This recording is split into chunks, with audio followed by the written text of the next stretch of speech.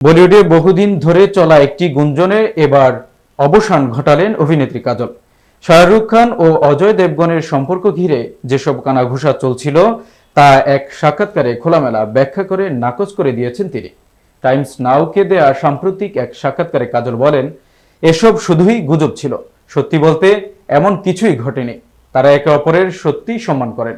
এমন নয় যে একসঙ্গে বসে বিয়ার খায়, কিন্তু সম্পর্কটা পারস্পরিক শ্রদ্ধার জায়গায় দাঁড়িয়ে আছে।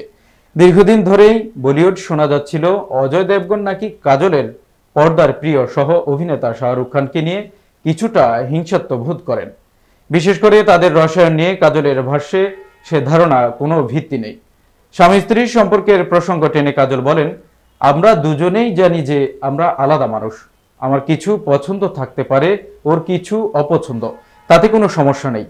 আমাদের সম্পর্কের মধ্যে সম্মানের একটি সীমারেখা রয়েছে, যেটা আমরা দুজনেই মেনে চলি। এদিকে 27 জুন মুক্তি পেয়েছে কাজলের নতুন সিনেমা মা, নির্মাণ করেছেন বিশাল ফুরিয়া। এছাড়া তার নতুন রাজনৈতিক থ্রিলার সরজমিন এর ফার্স্ট লুক টিজার সোমবার প্রকাশ পেয়েছে জিও হটস্টারে।